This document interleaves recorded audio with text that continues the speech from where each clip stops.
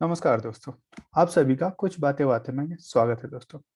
कांग्रेस के नेता दिग्विजय सिंह ने आज एक वक्तव्य दिया और उस वक्तव्य में ये था कि वो कहते हैं कि अगर कांग्रेस दोबारा सत्ता में आती है तो वो आर्टिकल 370 वापस लाने पे विचार कर सकती है या फिर उसको वापस लाएगी। ठीक है दोस्तों।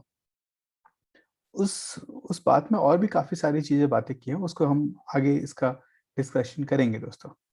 लेकिन मैं ये जानना चाहता हूँ दोस्तों कि आर्टिकल 370 कांग्रेस उसके उसके पक्ष में क्यों है? उसका कारण हम जब ये डिस्कशन को आगे बढ़ाएंगे तो आपको धीरे धीरे समझ में आएगा। ठीक है दोस्तों। चलिए उसमें देखते हैं कि उन्होंने क्या क्या बातें कही हैं। ठीक है, मैंने उसको कुछ पॉइंट्स नोट किए थे और उसमें सबसे पहला पॉइंट है, वो कहते हैं कि जो वहां से आर्टिकल 370 हटाया गया था, ठीक है, और जो उसको हटाया गया था वो क्या कहते हैं, लीगल नहीं था, वो डेमोक्रेसी के हिसाब से नहीं था। ठीक है, उसका कहते हैं कि उस समय वहां पे कोई चुनी हुई सरकार नहीं थी। ठीक है दोस्तों, ये मामला जो है कोर्ट में भी गया है। ठीक है, और अधिकतर जो संविधान को जानने वाले हैं वो कहते हैं कि ये जो जो प्रक्रिया से उसको हटाया गया है वो एकदम वैध है। ठीक है, और डेमोक्रेसी के तहत ही ये जो कानून बनाए गए हैं, ठीक है, या फिर हमारा जो संविधान है उसी के तहत आर्टिकल 370 आया था और उसी के तहत आर्टिकल 370 चला गया।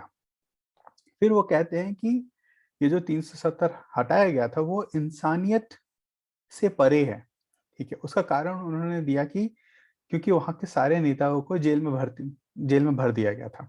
ठीक है, एक कांग्रेस वालों से एक सवाल है या फिर दिग्विजय सिंह से एक सवाल है कि कांग्रेस कहती है कि नेताओं को जेल में भर दिया गया था।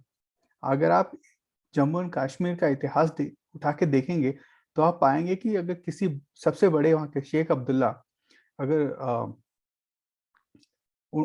देखा जाए तो सबसे ज्यादा, ठीक है, उनको जेल में रखा गया। 10 साल से भी ज्यादा कांग्रेस ने उनको जेल में रखा। ठीक है, और उसके साथ साथ काफी सारे और भी नेता थे जिनको उन्होंने जेल में रखा। ठीक है, तो ये जो इंसानियत वाला कॉन्सेप्ट है मुझे नहीं लगता कि काम करता है। ठीक है, आइए चलते हैं कश्मीरियत की बात करते हैं। ठीक है, तो इसी में वो कहते हैं कि ये कश्मीरियत का जो कॉन्सेप्ट है, ठीक है, वो भी इससे मैच नहीं करता है दोस्तों।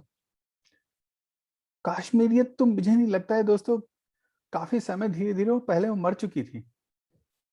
ये जो इस बार इस 1990 में जो ये पलायन हुआ था ये सातवां पलायन था कश्मीरी पंडितों का या फिर कश्मीरी हिंदुओं का।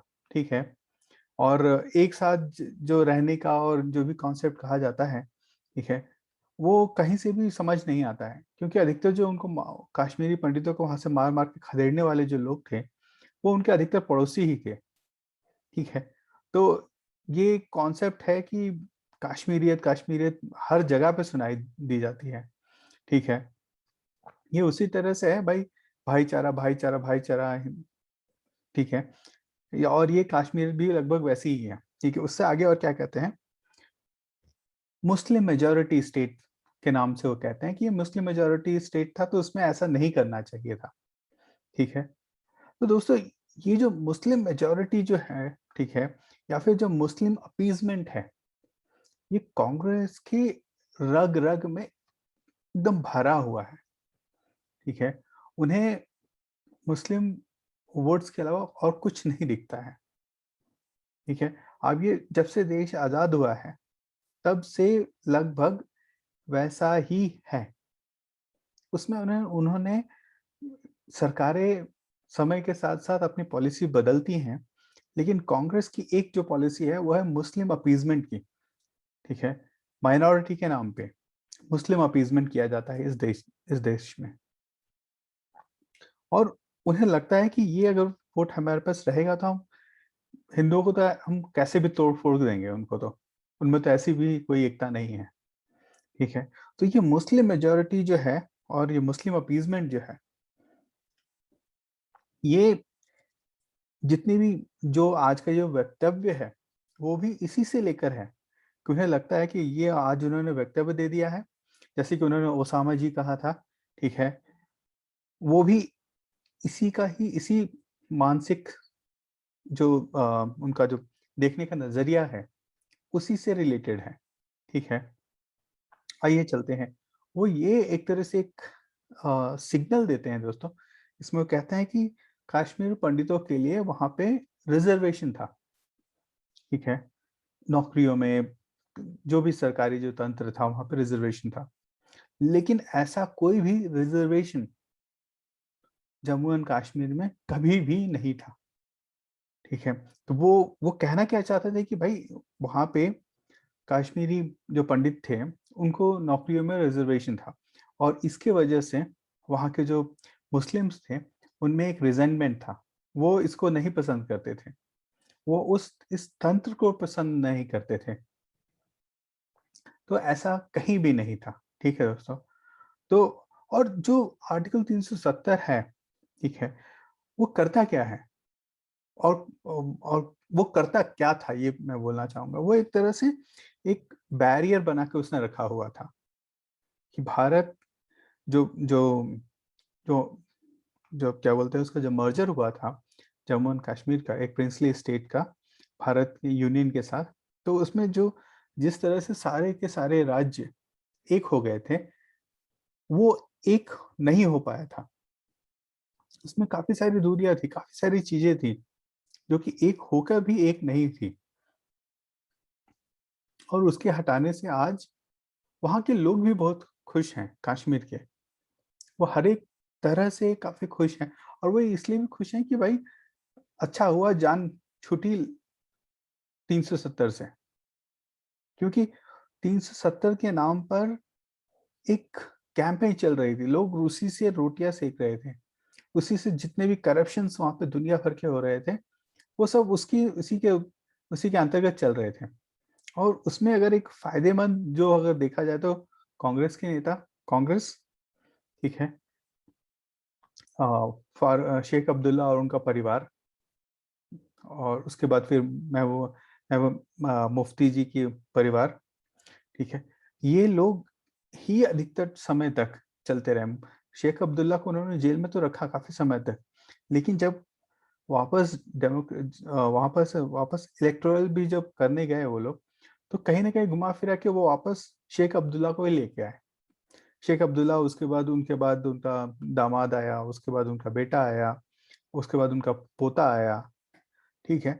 तो ये एक तरह से चलता ही रहा और कांग्रेस कहीं न कहीं से उन लोगों के साथ रहती ही थी और अधिकतर जो काफ़ी ज़्यादा लोग जो नाराज़ भी थे, ठीक है? वो इलेक्टोरल सिस्टम जो था कश्मीर में, वो वहाँ के लोग कहते थे कि भाई ये तो एकदम फेक है, रिग्ड है। भारत जिसे चाहता है वो उसी को वो लोग वही सरकार में आते हैं, ठीक है ना? तो एक रिज़ेंटमेंट वो भी था, काफ़ी बड़ा रिज़ेंटमेंट था और तो लगभग यही है दोस्तों, कांग्रेस की ये जो नीतियाँ हैं, कहीं न कहीं मुझे समझ नहीं आता है वो कांग्रेस करना क्या चाहती है? एक बार तो उन्होंने देश का बँटवारा कर ही दिया। उसके बाद भी इस तरह की अ, जो उनके बयान आते हैं या फिर जो उनकी मंशा लगती है, ठीक है? वो कहीं न कहीं ऐसा लगता है कि कांग्रेस 1947 में भी राज करने के लिए उन्होंने देश का बँटवारा किया और आज जब वो अ, हमारे जो अगर देखा जाए हमारे देश की राजनीति में उनकी महत्व एकदम कम होता जा रहा है। तो उसमें भी कहीं न कहीं लग रहा है कि वो अपने जो भी हाथ-पैर मारना है, वो मार रहे हैं। और उन्हें लगता है कि अगर वापस आना है तो मुस्लिम्स का वोट उन्हें कम से कम एकमुश्त चाहिए ही चाहिए, ठीक है? कम से कम सर्वाइव करने के लिए तो उनको वोट चाहिए ही चाहिए। तो उसके लिए वो जो कुछ भी कहना अगर मुस्लिमों की डिमांड आती है कि भाई हमें शरिया लागू कर दो, ठीक है? तो वो उसको भी लागू करने के पक्ष में हैं। तो कहीं न कहीं अ, एक मानसिकता है जो कांग्रेस वाले की लंबे समय से चलती आ रही है और ये अब मुझे नहीं लग रहा कि ये दूर होने वाली है। ये एक मानसिकता है और आगे भी चलती रहेगी। और उनकी एक और मानसिकता है कि वो ये समझते हैं कि हिंदुओं को तोड़ के रखेंगे तो फायदेमंद है। उनको उनको क्या करेंगे, उनको दलित में बांट देंगे, ब्राह्मण, अ, भूमियार, क्षत्रिय, राजपूत, कुर्मी, ठीक है।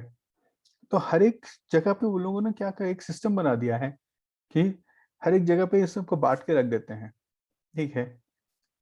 और उससे क्या होता है कि अगर उन्हें उन्हें क्या होता है कि अगर एक किसी भी अगर राज्य में आप देख लीजिए, तो अभी एक तो क्या करते हैं भाई, उन्हें पता है कि मुस्लिम्स का एक मुश्त वोट उनको मिल जाएगा, ठीक है। और उसके बाद उनको क्या चाहिए, 20 से 25% अगर हिंदुओं का उन्हें वोट मिल जाता है, ठीक है, तो वो लोग आराम से सरकार बना लेते हैं।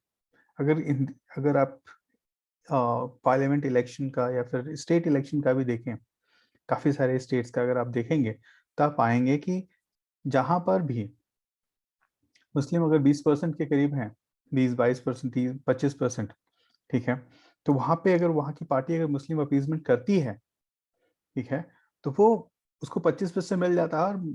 और जो हिंदू है वो तो भाई बेचारा पहले ही जातिवाद में फंसा हुआ है, ठीक है। तो वो लोग उस जातिवाद से उसको वहां पे तोड़ देते हैं, और वहां से तोड़ के कम से कम 20-25% भी लेके आ जाते हैं, तो सरकार आराम से बन जाती है उनकी, ठीक है ना। और आने वाले समय में जैसे जैसे 2024 का इलेक्शन पास आता जाएगा, 2024 काफी दूर क्या लगता है सुनने में, लेकिन कांग्रेस अभी से काम करना चालू कर दिया है उन्होंने, ठीक है। तो वो आप देखेंगे कि समय के साथ साथ वो लोग दलितों का भी दलित एक अलग से उठाएंगे, या फिर एक ब्राह्मण का एक अलग से उठाएंगे। जैसे अभी रिसेंटली जो बीजेपी में ज्वाइन हुए हैं जितिन प्रसाद, ठीक है, जब विकास दुबे का इनकाउंटर हुआ था तो उन्होंने कहा था कि योगी सरकार जो है, या फिर उन्होंने कहा था अजय बेस्ट की जो सरकार है वो ब्राह्मणों को टारगेट कर रही है, ठीक है।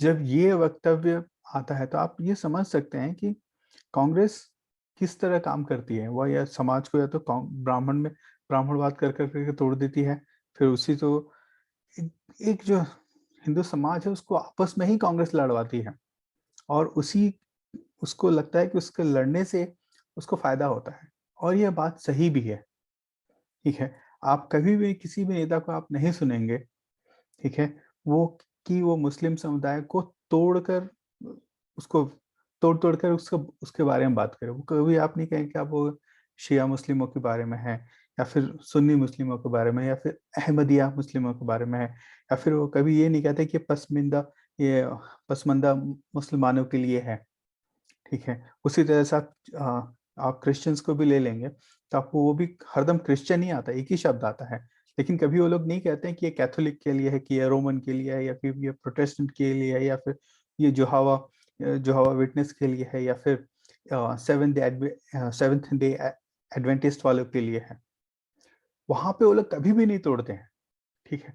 सिर्फ ये हिंदू समाज को ही दलित, ब्राह्मण, क्षत्रिय, इन सब में तोड़ तोड़ के वो उनको लगता है कि हर एक स्टेट का वो लोग कॉम्पोजिशन देखते हैं। उन्हें लगता है कि अगर चलो स्टेट में 20-25% जो दलित हैं, तो उन उनको तोड़ दिया जाए, ठीक है। लेकिन ये एक चीज जो है वो लोग दूसरे जो समुदाय है उनके लिए नहीं करते हैं। तो ये कांग्रेस की जो मानसिकता है, ठीक है। और मैं ये कहना चाहूंगा कि उनकी खाली मानसिकता नहीं है, वो उन्होंने ब्रिटिशर्स से काफी भली बाती सीखा है, ठीक है। और उसी सीख को जनरेशन दर उसको आगे बढ़ाते गए हैं, और उसको इम्प्लीमेंट करते जा रहे हैं। जब तक ये कांग्रेस ये रास्ता छोड़ेगी नहीं, ठीक है, मोदी सरकार कुछ कमियां भी कर देती है और लोग उससे दूर भी होना चाहते हैं, ठीक है, तभी तभी भी इस तरह के जब उनके बयान आते हैं, ठीक है, तो लगता है कि यार मोदी कुछ भी कर रहा है देश के लिए तो काम करता है, लोगों के लिए काम तो करता है, ठीक है। पेट्रोल 1-2 रुपया एक्स्ट्रा दे देंगे, कोई बात नहीं है। कम से कम मोदी देश के लिए काम करता है, देश के लिए सोचता है, देश के लोगों के लिए सोचता है, लोगों के पॉकेट में सीधे पैसे डालता है। तो वो कहीं ना कहीं अगर वो हमसे छिटकने का भी सोचते हैं, तो वापस मोदी के पास ही पहुंच जाते हैं। और ये है कांग्रेस की मानसिकता, या फिर दिग्विजय सिंह की, लगभग ये कांग्रेस की ही मानसिकता है पूरी पूरी। और मुझे लगता है कि देशवासियों को कांग्रेस की इस मानसिकता से बचना चाहिए। तो दोस्तों, आज के लिए बस इतना ही। और कृपया वीडियो को लाइक, शेयर और कमेंट करें। धन्यवाद दोस्तों, फिर मिलेंगे।